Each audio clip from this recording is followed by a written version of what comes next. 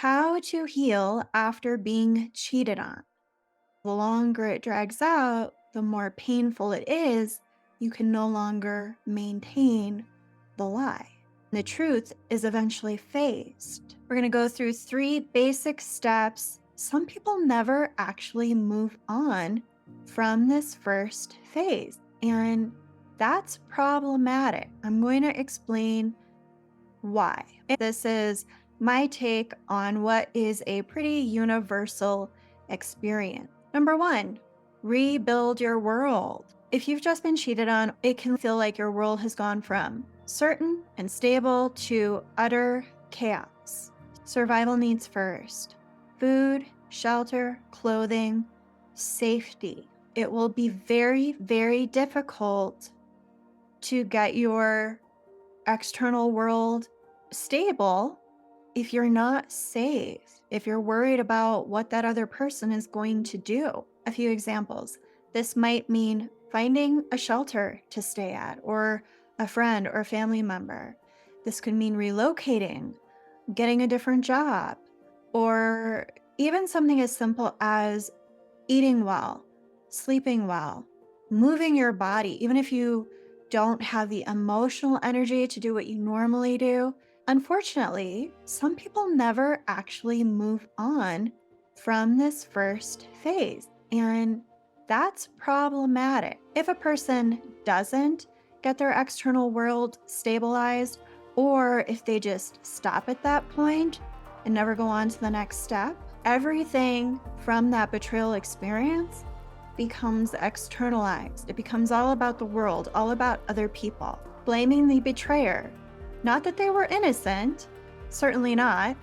If everything is on them, then guess what? You never have to change.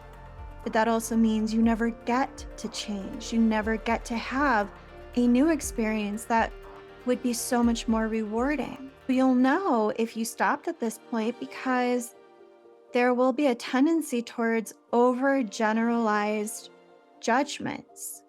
For example, thinking all women are the problem or all men are the problem. Thinking everybody lets you down.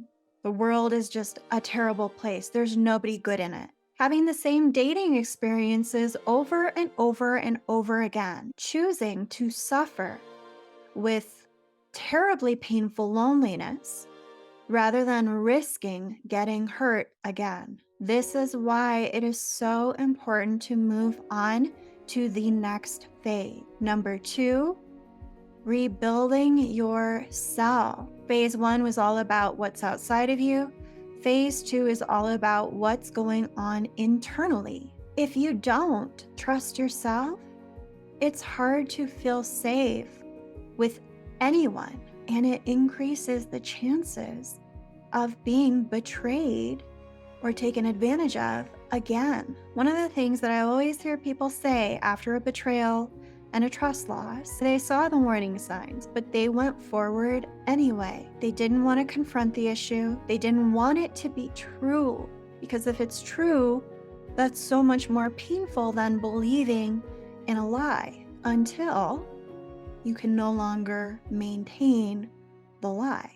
And so the longer it drags out, the more painful it is when the truth is eventually faced. So you can imagine, this is one of the hardest parts about betrayal and trust loss. This rebuilding yourself phase, it's the proverbial journey into the underworld. It's getting beneath the surface.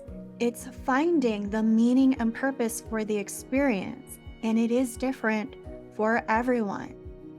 There are no one-size-fits-all plans for these kinds of experiences. It's facing the self, not the betrayer. What I consistently hear people say is they feel like they let themselves down.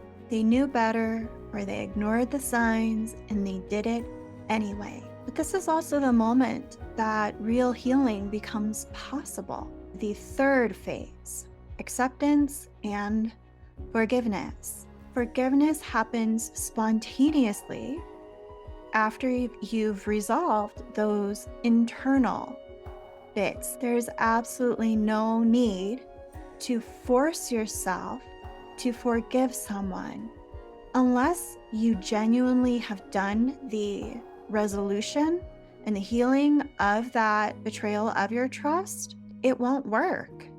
You'll be saying it, but deep down, you won't really be feeling it or believing it. When it happens spontaneously, people always say that they realized the forgiveness was more for themselves than it was for the benefit of the betrayer. It's the inner peace and the emotional freedom, that feeling of lightness that they experience internally. Acceptance and forgiveness are a natural byproduct of rebuilding your world and rebuilding yourself. Real forgiveness is the freedom you experience from the past. If you'd like to learn more about recovering after being cheated on and how I can help, I do offer one-on-one consultations. I will put the link below.